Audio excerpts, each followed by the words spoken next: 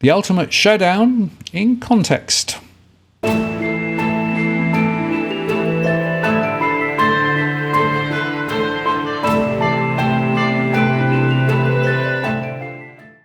This Tuesday, the 17th of January 2023 at 8 p.m. Sydney time, Senator Gerard Rennick and John Adams will be going head-to-head in a live debate on YouTube, which will be shown on the Walk the World YouTube channel.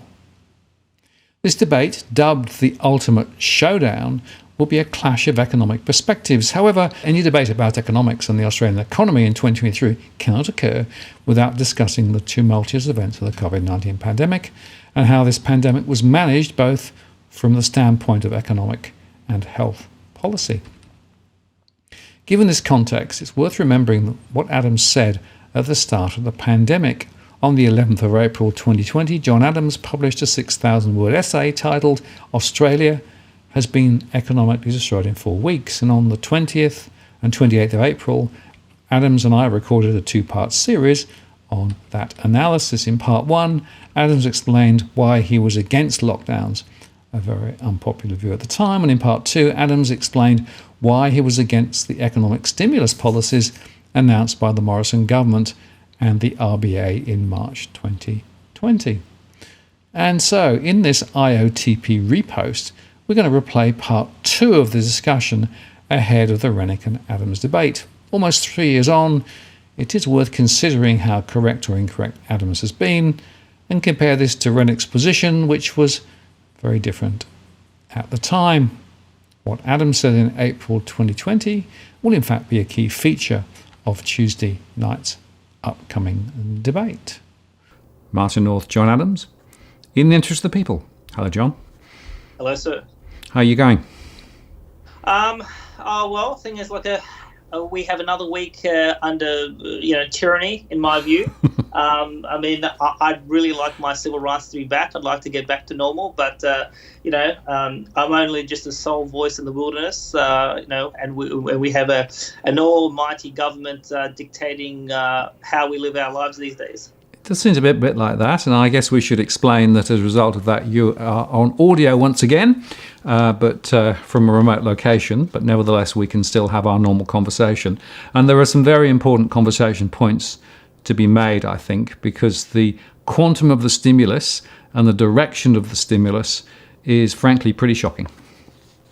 Absolutely. So, yes, so just to explain to our viewers, Martin, in last week's show, we talked about the decision to lock down or not to lock down as a result of the coronavirus, and that was part one. So part two is we talk about the stimulus. Now, why are we talking about the stimulus? Because the stimulus, so the real story of this whole coronavirus issue is the stimulus. And the reason why they've rolled out this record amount of stimulus, they argue, is because of the lockdown, and the reason for the lockdown was because of the virus. So that's why we talk about the lockdown in part one. We're going to talk about the stimulus in terms of part two, and that's today's conversation. So I got to. I mean, look. To be honest, I'm very upset, Martin, in terms of the stimulus. There are some short-term impacts on the stimulus, and there are some long-term impacts, and I think most Australians don't understand those long-term impacts, and I think those impacts are going to be quite irreversible. And we'll get into the reasons why I believe that. But before we get into this, I just want to explain to our viewers, because sometimes people ask me, and I get correspondence all the time, why am I doing what I'm doing in terms of the show with you and some of the other activities that I've been doing over the last few years. And for me personally, what drove me to say, hey, I need to actually speak up starting in 2016 was actually I've got two children now, but I only had one daughter back then. And one of the main things that that drove my thinking in 2016 was, my daughter was 2 at the time, and now she's about to turn 6. And so I thought to myself, well, when she turns 18, what sort of Australia will she inherit? And will she actually have a better Australia than what I had when I turned 18, or will it be worse? And so I having worked in Parliament and knowing how incompetent some of these politicians are, I personally didn't trust the politicians to actually govern the country. And I had quite a few people say, well, who is it? Why is it your role to actually warn people about this economic crisis? Why don't you leave it up to the politicians? And I said, well, I used to work with them, and I know how bad they are. So I can't trust them there. So, one of the reasons why I'm very upset with this whole stimulus package that has happened is that we've basically stuffed at least one or two generations of Australians going forward, and that includes my kids. And I think if any of our viewers have children or even grandchildren, they should be concerned about where we go from here, because before the virus, we had a household debt bubble and we had a foreign debt bubble, and now we have a household debt bubble, a foreign debt bubble, and we have a dollar that's lost some significant value already, and I think that value will deteriorate going forward. And we have governments, both federal and state and territory, that are now drowning in debt. So we actually haven't fixed anything. We've actually compounded our problems, and that's happened within 6 weeks. Yeah, and I think it's worth just saying, John, that you and I disagree on one point, which is whether the lockdown should have been executed the way it was or not. There was a poll that came out on Twitter, and I think I won by about 10 points. But we both have major issues about the quantum of debt in the system and the fact that ultimately debt just doesn't go away. It sits there lurking and essentially is a dampener on future. True. So now we're not going to go into the specific measures about the stimulus in today's show, Martin. If anyone wants to, so in my essay that I published on my website, I went through all of the stimulus announcements for the first 4 weeks, starting from about the 12th of March. And so that captures the bulk of the announcements. There have been some subsequent announcements since then, and I'll probably do an update in the next few weeks about what the quantum of stimulus is. So if people want to know the specific stimulus measures, I would invite people to go to read my essay about that. But what I calculated is when you look at the monetary stimulus, when you look at the fiscal stimulus at the federal and state level, in the first 4 weeks, they announced about $417 billion of stimulus right across the country. I don't think that's going to be the end of it. I think there will be more stimulus going forward, and obviously it depends on how long the lockdown, how long that goes for. And I think there'll be some sort of stimulus around transitions back to an unlocked economy, and we'll talk about that soon. But I think the key question that our audience needs to ask themselves is, was the stimulus necessary, and the scale of the stimulus, was that necessary? And who was the beneficiary of the stimulus? I think these are the key questions that people need to ask themselves. And these are some of the questions that I initially asked myself when I saw events unfold in March, when we started to see these stimulus announcements being made. So the first point to make, Martin, is on the 11th of March, this is where Scott Morrison and Greg Hunt, the health minister, made an announcement at Parliament for a $2.4 billion package, which addressed the specific cost in relation to COVID-19. So this was about more testing, more resources for hospitals, providing the public with more information about what's really going on. And so there was an initial amount of cost that was allocated, or spending that was allocated to deal with the health crisis, and then everything else subsequent to the 11th of March had nothing to do with in terms of the direct health costs and additional funding for hospitals at the state level. But the bulk of the stimulus at the state level was, again, had nothing to do with it in terms of the health crisis. So when I think about this is, why did we have all this stimulus? If there was all this stimulus that had nothing to do with the health crisis, well, what was that about? And the reality is it was about the debt bubble. Because everyone was nervous that without this economic stimulus, the debt bubble that you and I have been talking about, it would have collapsed, and we would have gone into a huge depression. So, one of the questions I think our audience needs to ask themselves is, well, did we have record stimulus in 1918-19 when we had the Spanish flu? And was it a record stimulus package? And the answer was no. So this stimulus package that was rolled out is pretty much unprecedented in the course of Australian history, whether you look at an economic crisis or a pandemic. And obviously, the quantum of stimulus that's been announced is larger than the Rudd government response in 2008. So in a previous show, Martin, we talked about the repo crisis, and we talked about how the repo market in New York cracked on the 17th of September 2019. And so it's been our position that prior to the coronavirus, the financial markets were in trouble. We were headed towards a crisis in any case. And so all that the coronavirus did was it brought the crisis timetable forward, and it made it go faster. So that's what I think people need to really understand about why did we spend $417 billion in 4 weeks when it had nothing to do directly with health costs to do with the virus. It was all about the debt bubble. Yeah, and I think, John, I don't know whether you agree with me, but I think that the Australian government was reacting to the other central bank interventions, particularly, of course, the Fed. And I would argue that there's been a bit of coordinated activity across central banks to essentially support the system. But when we say the system, we're talking about the financial system, as we called out earlier on. It was the repo issue back in September, which was the indicator of stress. And essentially what's happened is that most of the activity in most of the jurisdictions are to support the financial system and the financial plumbing, not necessarily directly to support households and businesses. True. So yes, and on the issue of coordination, so we absolutely know there was coordination. I mean, if you recall, before the Reserve Bank made their big announcements about lowering interest rates and starting quantitative easing and doing these $100 billion repo operations in the Australian market, I mean, we had an announcement by the US Fed on Sunday night their time, Monday morning our time. Yep. Then New Zealand came out, and then we came out shortly after. So the central banks were obviously talking with each other, and I mean, central banks have known for 2-3 years that a crisis was coming. I mean, you know, if you ignore the mainstream media and you read some of their technical papers or you look at the internet, I mean, everyone knew something was going to happen, and so obviously there was coordination.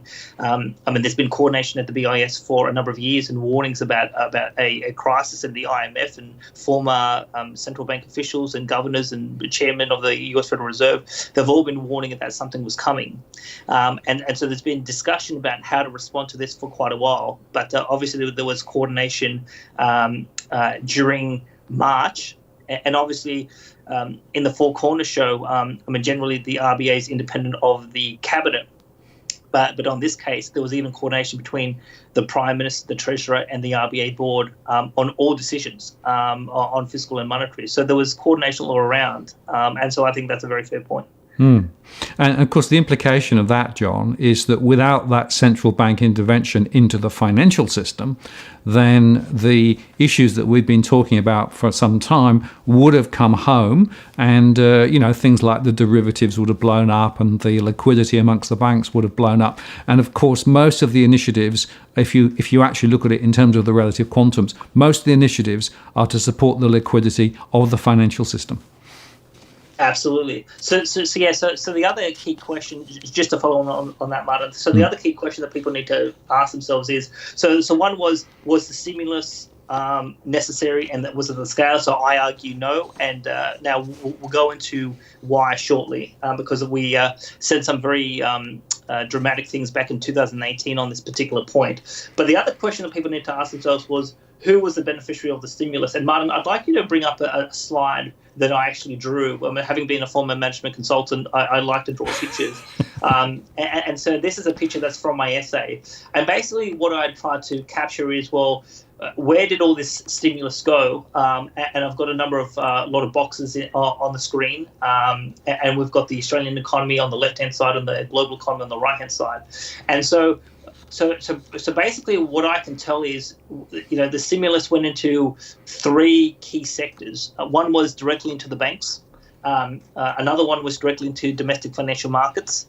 And then obviously a lot of the fiscal stimulus went directly to households and to businesses. So when we say that the banks got bailed out in this process, so obviously the money that went straight into the banks, that was to give them liquidity, because there was foreign hedge funds that were selling government bonds quite dramatically, and even Christopher Joy was warning of a liquidity crisis in the banks. So that's how the banks got bailed out, number one. Now, the QE was designed to lower interest rates, so that the borrowing costs for banks wouldn't be elevated. So the QE, that was a direct intervention into the financial markets, and obviously with the Australian Office of Financial Management, which sells our bonds, with their $15 billion program, what would they be doing with that? They'd be buying mortgage-backed securities and asset-backed securities in order to ensure that there's no defaults, or there's no dramatic pricing in that sort of segment of the market that would cause issues with broader interest rates and other financial prices.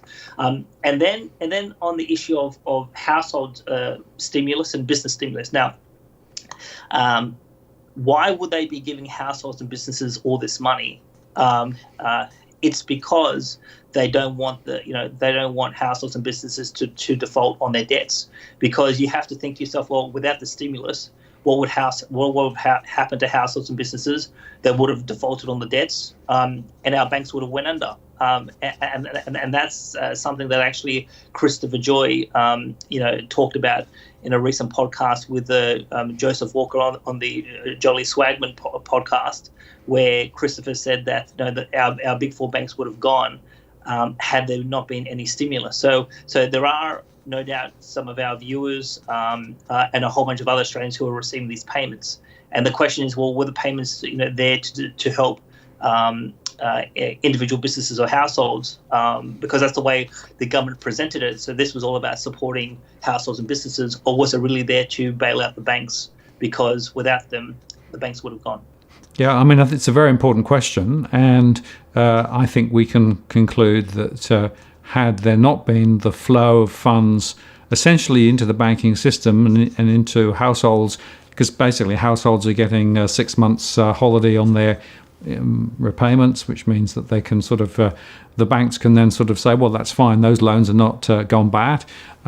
We also know that a number of businesses, of course, can now get help as well. And I just want to highlight, John, that the latest data that's coming out both from the ratings agencies and indeed from NAB today was that mortgage delinquencies were actually rising before this all happened. Yeah. So it goes back to the old chestnut question between you and I, Martin: conspiracy or convenience. But the virus and the stimulus response came at the opportune time. And obviously, the other point to make is, Martin, is that given that we have a foreign debt, gross foreign debt is about 2.45 trillion, and a lot of that foreign debt is short-term foreign debt concentrated in the banks. So by helping the banks, our domestic banks, we're ensuring that we're not going to default on our foreign creditors, who are foreign banks, foreign hedge funds, foreign governments, who have lent us nearly $2.5 trillion to basically live the lifestyle that we're living now, which is, in my view, quite unsustainable. So the question is that now a lot of people have said the government had no choice but to spend this money. And I think actually in the next show, I want to actually go through some of these comments that happened on Four Corners last week, where you had a number of personalities saying, well, there was no choice but to do the stimulus. And because the stimulus has basically trashed the dollar in terms of its purchasing power, versus gold, for example. But it's also created generational debt. So we've created a mountain of debt, which would take a whole generation to pay off, if we're going to pay off it in some sort of normal fashion. And so a lot of the mainstream media, the parliamentarians, all of the establishment economists, they've all said we had no choice but to spend this money and to inflict this damage on 2 or 3 generations of Australians. Now, I reject that premise wholeheartedly. And so basically I say there was a choice. Now, you and I had a discussion about this 2 years ago. So we interviewed Sean Quinn, who's a mate of mine who was in Ireland in between 2006 and 2008. So on that occasion, we talked about Anglo-Irish Bank, and Anglo-Irish Bank was bailed out by the Irish taxpayer. The ultimate beneficiary of that bailout was German banks who had lent Anglo-Irish Bank and the other Irish banks a lot of money to fund the housing bubble. And we asked Sean on that occasion, point blank, was the bailout worth it? And we also talked about what would our response be if the situation came here in Australia as to if we had to bail out our foreign creditors. So why don't we actually play that clip, Mark, because I think that's quite important. Just before we come back to John. Yep. Question I've got is, was the blanket guarantee worth it? I think the blanket guarantee wasn't worth it because I think at some levels the behaviours are already back. And I think, unfortunately, behavioural economics tells us that we really have to experience some pain somewhere along the line to reform our behaviour. I mean, I don't want to be overly theological about it, but that is essentially the behavioural economics viewpoint. I think we've lost a lot of high quality people out of the country. There has been a net immigration ever since. And you only have to walk around Sydney, Melbourne, or any part. You'll run across upper middle class Irish people all over the place. They're high level of professionals. So basically, there was a long period of austerity, right? Yep. Following the settlement. Yep. Right. A long grind. Yep. But maybe fundamentally not much has changed, right? Because I'm Very seeing little. home prices rising again. I'm seeing debt rising again. Yep. And it's like history's almost getting to the point where you could The big say, difference is the banks are much more reluctant to lend. right? Okay. Yes. Yeah. But again, that is relative. Right. So basically, the route that was chosen, which was perhaps the least worst from some perspectives, has probably not solved much. Not a great deal. Right. Not a great deal. So, John, why is this relevant to Australia? So why is it relevant is that, so obviously in previous episodes we've talked about household debt being at a record high in both nominal terms, but in terms of proportional disposable income. But we've also been talking about foreign debt. Now, we have about 486 billion in 90-day debt, and when you look at the amount of gross foreign debt, which has a maturity up to 1 year, we're talking about $750 billion. So most of that short-term debt is in the banks. So if we have a systemic crisis, if we have a shock coming from somewhere in the world, and basically people are struggling to make their mortgage repayments, and then one of the banks get into trouble, and I think we've talked about in terms of a previous episode about when we looked at the APRA stress test, we basically said that on the scenario that APRA modelled, according to your analysis, so remember the chairman of APRA said that the loss would be 40 billion. You said it would be in excess of 300 billion at a decline of 4% over 3 years in terms of GDP. Two banks out of the big four would be in trouble. And basically, I showed that scenario put forward by the chairman, the economic scenario was quite fallacious. So if one or more banks get into trouble, someone, if they default, if the big four go, who's going to take the loss? It's the foreign creditors. It's Washington, it's Wall Street, it's London, Switzerland, etc. So what happened in Ireland can very much well happen here.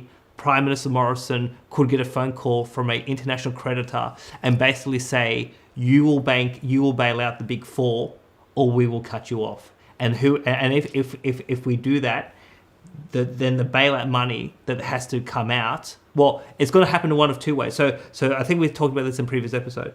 The amount of losses that the banks can take is about 650 billion when you look at bank reserves, the CLF, the Committed Liquidity Facility, and hybrid securities. So if they burn through 650 billion and there's still losses in excess of that, then this phone call is going to come.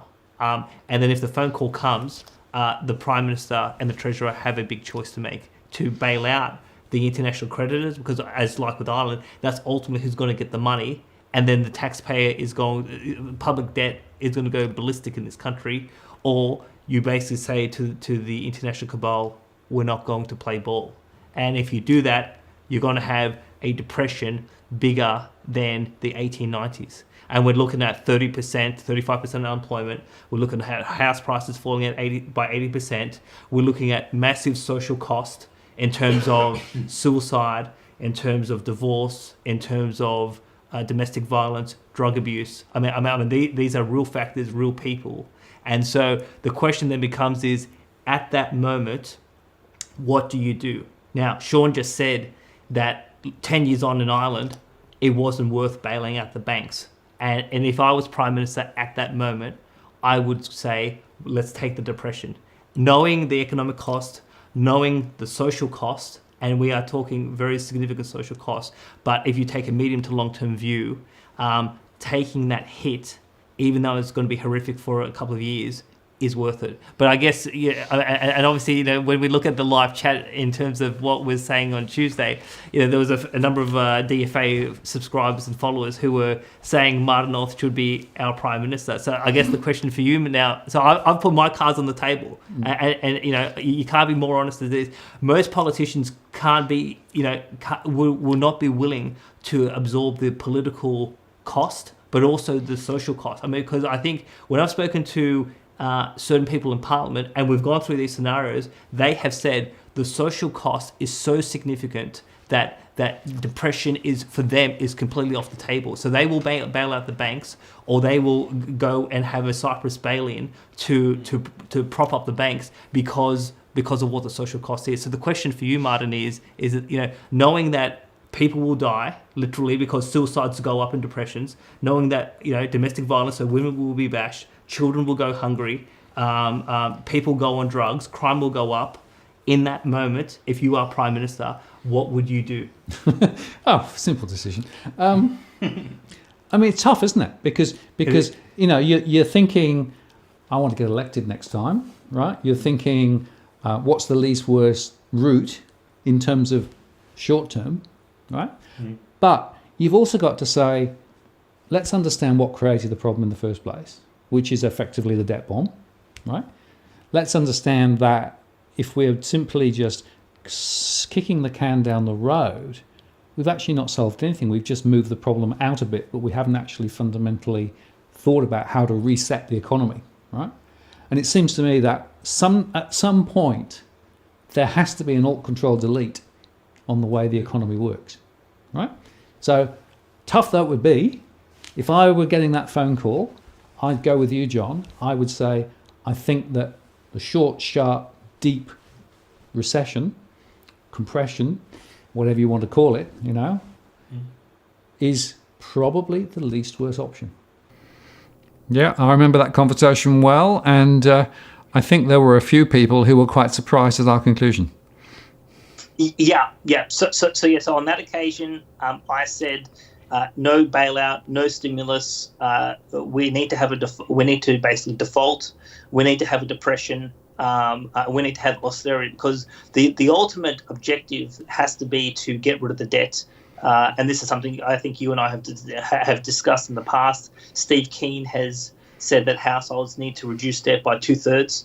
And some sort of default bankruptcy process, that is the most efficient way. So rather than compounding our economic problems, I would have still, in this situation. So one of the things I want to say to our audience, Martin, is that I've had a number of people on social media call out my morality and said that I have basically I'm evil, I'm satanic, I have no moral conscience because I would have basically had no support payments for households and businesses in this sort of situation. So a couple of points there. First one, I don't support the lockdown, still don't. I think we'll have another conversation about the decision to lock down, because there's more new information, new data that's come out since our last week's recording.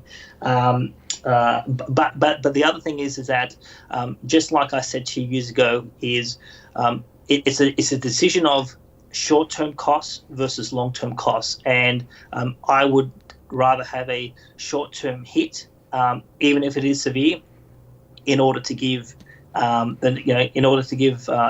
next one or two generations a prosperous life, rather than actually compound our problems today and subject our children and grandchildren to greater economic misery. Sure. And, I've always held the view that compounding a debt problem with ever more debt is not the most sensible strategy, because it's still got to be handled at some point in the future. We are continuing to mortgage the current generation into the future, and that means that future generations have to pick up the tab. So, John, I mean, it's worth, I think, asking then, in this scenario, what would your specific plan have been? Sure. So yes. So what I think, looking at previous economic crises that have happened when you have a depression. I mean, how do you manage a depression well, and how do you quickly get out of it? So again, there's a very important story that I want to talk to the audience about in a future show that we'll do shortly. But because people say, well, if you don't do stimulus, what are you going to do? So I absolutely would have, I would have raised interest rates. Now, that seems very controversial, but the objective has to be is, if you're going to get rid of the debt, get rid of the debt as fast as you can. Yes, it will cause more pain, immediate pain. It's kind of like a Band-Aid. If you've got a Band-Aid, do you rip it off very quickly and it hurts a little bit? It stings, but then it quickly goes away, or do you slowly rip it off and cause more and more pain? So I would have had. We need to provide an incentive to save. We need to provide a disincentive to borrow. I would have reduced government spending. I would have reduced taxes. I would have reformed the banks so that we don't have too big to fail banks, and we have banks that are actually lending to productive businesses as opposed to lending to asset speculation. And I would have engaged in microeconomic reform on tax, on industrial relations, on energy policy, and a few other things that would have actually made us, which would actually drive productivity and make it more internationally competitive. So by that sort of economic prescription, yes, we would have gone into a depression. It would have been severe.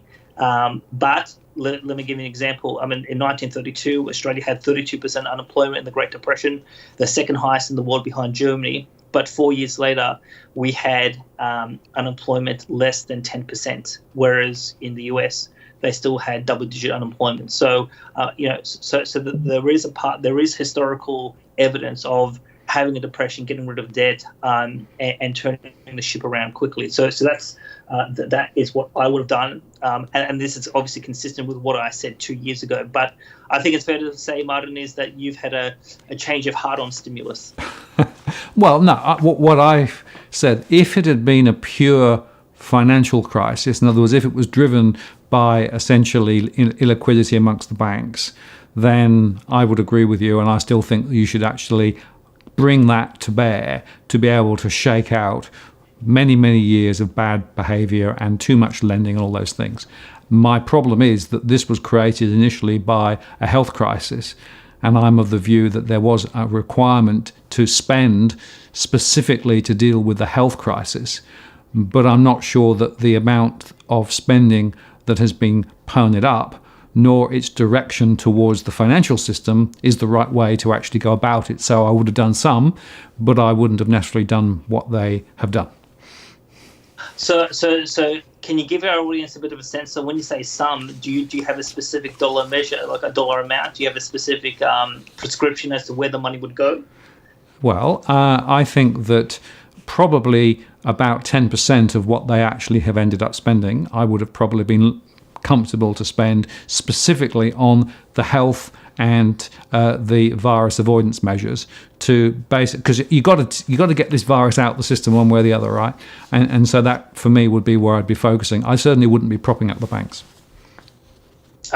Okay. All right. So the next part of what I want to talk about, Martin, now is the implications of the stimulus. So here's where I think the rubber is going to hit the road for a lot of Australians, including our viewers. So I think there's an immediate there's a conversation about the immediate term, and there's a conversation about the medium term. So the immediate term is I mean, I've heard in some of your DFA posts that you say you don't agree with a V-shaped recovery, and I would agree with that. So obviously it depends on how long the lockdown goes for, and how quickly we unlock the economy. But I think it's fair to say that for some people, including myself, I'm going to be going back to normal. My behaviour will not change at all once the economy unlocks. But I think for a lot of other people, they will be more hesitant about hopping on a plane or going to a restaurant or going to do or sitting in a cafe, etc. So I think there's going to be a whole host of well, we already know that there's a lot of small businesses already gone to the wall because of the lockdown, and I think it's fair to say that some other businesses will actually face more challenging times once the economy is unlocked because of changes in consumer behaviour. Because the other thing I think it's fair to say is as households are taking a huge hit to incomes, people will change their consumption decisions going forward, and I think there'll be a lot of people who will be reluctant to spend because they realise that they actually need to put money aside or recover their financial position that in terms of what they've just lost.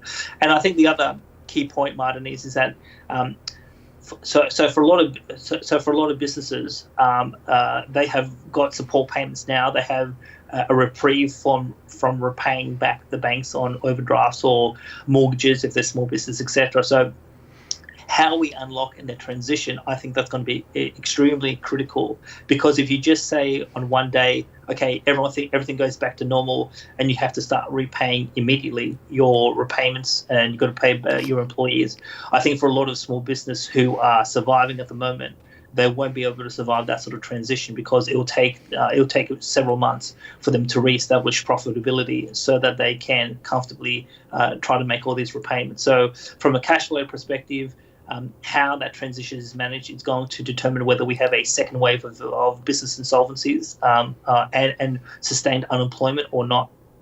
Yeah, well, I think that's right, John. But I also make the point that the way that the programs have been put together, businesses are actually needing to borrow to pay their employees before they get money from the government.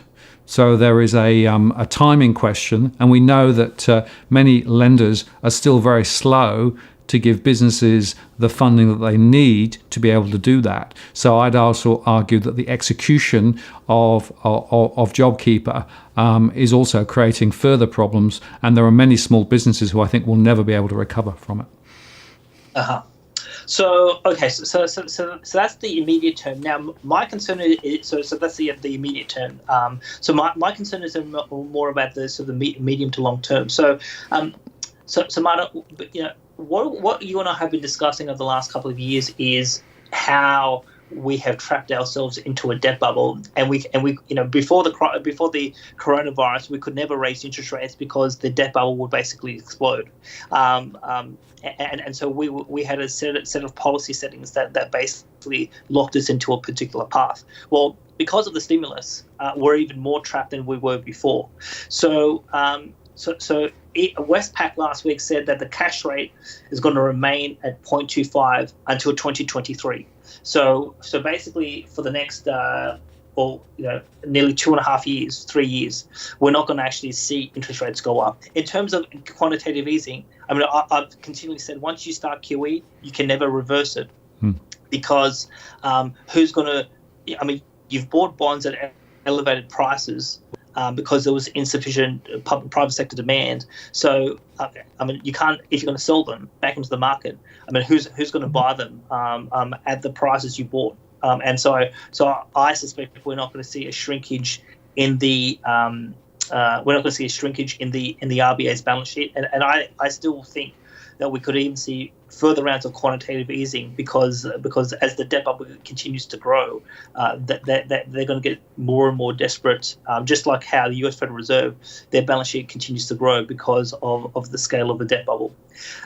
In terms of the federal and state governments, so there's been some discussion to say that we need to move immediately to tax reform and to industrial relations reform to drive economic growth so we can pay back in terms of this debt.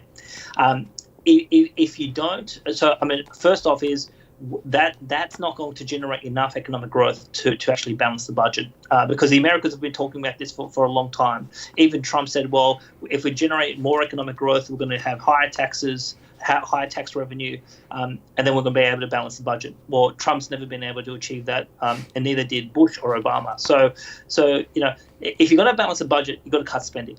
And what we know is that there's a lot of Australians who don't want government spending to be cut. Because if you're going to cut government spending to balance the budget and start paying down this debt at a reasonable rate, you've got to make some very hard choices. So things like abolishing NDIS, raising the pension age, cutting back on Medicare, cutting back on education, doing things on unemployment insurance, because about 50 to 60% of the government's budget, the federal government's budget, is social welfare, health, and education. So if you're going to actually try to balance the budget and pay back this debt, you've got to make a whole bunch of decisions that a lot of people don't want to make. They don't want the government to make, and that's obviously one of the reasons why I was against the stimulus in the first place. Because if there's no prospect of paying back the debt, you shouldn't incur the debt in the first place. So where I think we're headed towards is, I think we're headed towards stagflation. So what is stagflation? This is something we went through in the 1970s, which is low economic growth, elevated levels of unemployment, and elevated prices in terms of inflation, whether that inflation is recognized by the government or not through the CPI. And so when you have a depression, you do have high unemployment, but prices right across the economy, come down and they stay down. Whereas when you have stagflation, I mean, prices, here's the thing, if your income has reduced, but prices are more expensive, whether it's land for real estate or food or utilities or whatever the basics is, I mean, middle-class families get squeezed. And that's actually, that's a different type of Armageddon to having a depression, but that lasts for longer, because in the 1970s, stagflation happened. It went for more than 10 years. Yeah, unfortunately, I remember that. I was there at the time, so I can remember what it was like when, in fact, we had very low productivity. We had cost of living rising, but incomes, not chasing it. And it's a really painful thing. And unfortunately, as you say, it's the middle class that gets squeezed. Yeah. So trying to bring this conversation to a close, Martin, is, so if we don't have, so ultimately we have to have austerity. We have to raise interest rates. We need to reduce this debt. We need to reform the economy. We need to cut back on government spending. We need to have balanced budgets and pay back even federal government debt as well as this private sector debt. Because if we don't, this debt bubble is going to continue to grow, and it's going to get out of control. And we're going to see, we're ultimately going to head towards one of three situations: a sovereign debt crisis that could lead to a debt restructuring or an outright default of government debt, and that could be at the state level or the federal level. We could have a balance of payments crisis. So if the dollar continues to so if our foreign creditors lose confidence in our ability to pay back the foreign debt, and this is something what we went through with Dr. Peter Brain last year, what you're going to see is the dollar fall. And then if we don't raise interest rates to defend the dollar, we could see runaway inflation and potentially hyperinflation. And again, some people, the MMT crowd and others, think that talking about hyperinflation in the Australian context is quite extreme because it's never happened before. But we're on the same sort of pathway that a whole host of countries who continue to print more and more money. We're on that sort of pathway. But the other thing is, I think we're going to start to see is greater tax confiscation and wealth confiscation as well. So, superannuation. So I suspect going forward, because the federal government is going to be desperate for money, we're going to see further changes in super rules, because it's a $2 trillion pot, and I think for politicians who don't want to actually have a tough conversation with the Australian people about sacrifice, they're going to find ways to find easy money, and superannuation is one of the more obvious candidates. So for Martin, for people like yourself who are close to or for those who are in retirement, I think they will be reasonably spared. But I think in the next few years, particularly for people like me, who's I'm in my late 30s, we're going to start to see some clamping down of superannuation rules, which is going to basically undermine the system and actually undermine people's retirement and their ability to save for retirement. Yes, and you'd suspect that the retirement age will go higher. You will suspect that the ability to save for retirement will be curtailed and incomes will be low. I suspect unemployment will also stay quite high as well, John. So, all those parameters suggest that the growth momentum that people aspire to is not going to come back very quickly. And that just means that the debt sits there lurking and getting more and more difficult. Yeah. Like I said at the very beginning of the show, our economic problems have been compounded. We've got no net benefit out of the lockdown or the stimulus, in my view. Not only, like I said, not only do we have record household and foreign debt bubbles, but we now have governments drowning in debt, even further debt, particularly some of these state governments. And we have a dollar that basically. So let me just touch on this point, Martin. So in early March, the Australian dollar versus gold was $2,462 an ounce. Today it's $2,675 an ounce. So, gold, in the course of the last 2 months has gone up about $212 Australian, or it's gone up about 8.6%. So that's how much our purchasing power. So you think about how do you measure the value of the Australian dollar? Well, you can measure it against the US dollar, but the US dollar has also fallen against gold. So all these fiat currencies that keep on printing and printing, they're all losing value against real assets. And the traditional way of measuring the purchasing power is gold. So in the course of 2 months, the dollar's lost about 8.6% of purchasing power. And even the Bank of America last week said that they expect that gold in the next 18 months to go to $3,000 US an ounce. So if that were to happen, we will see further erosion of the purchasing power of the Australian dollar over the next 18 months.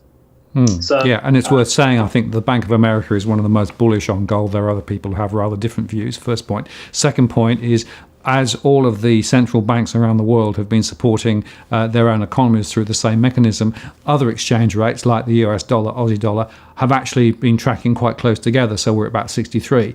So it depends on how you measure the differential movement as to what the situation is. Gold is one way of doing it. It's by no means the only way of measuring it. Sure. All right. Well, that's the gold bug in me. Well, yeah. In a base position where you think that gold is effectively the cornerstone, absolutely right. There are other mechanisms that people use. I'm just making the point that you can argue it a couple of different ways. Sure. So yeah. I mean, what else would I say is that So basically, Australian policymakers are stuck. So we were stuck before, and now we're even more trapped in terms of our options of how to get out of the situation that we're now in. Without dramatic reform, I think we're headed towards stagflation, and middle class Australians are going to be even crushed, going forward. And basically, the economic future of Australia's children has been destroyed within a few weeks. And that's a trade-off that I never thought was reasonable. I didn't think it was reasonable in 2018. I don't think it's reasonable in 2020. And given that I've got two daughters, I'm extremely upset and concerned about what sort of future are my kids going to have in this country. And I think it's worth saying, John, that a few people were suggesting that we should turn off the interest of the people because it's now happened, right? The event has happened. No, actually, the event may have started, but now it's the policy responses over the next little while that will determine the future of the country. And therefore, it's very important. It's actually ever more important that people making decisions in the interest of the people rather than just supporting the financial system and supporting the big debt. Well, yes. So we were warning about a crisis because of the debt bubble, but the key point for our audience to understand is, well, the debt bubble hasn't gone. I mean, the debt bubble is still here. Still there. So because of what's happened in the last 4 to 6 weeks, I mean, these problems are going to compound, and the debt bubble is obviously growing around the world. So I think we are in an economic crisis now, but I think the economic crisis is going to get worse going forward. And so from my perspective, I think there's still a role to talk to Australians and educate them about the nature of the problem and what is the real pathway to prosperity, not the pathway that we're on today. Yeah, thank you, John. Appreciate your time today, and we'll be back with more discussions very shortly. Martin North, John Adams, In the interest of people, we'll see you next time.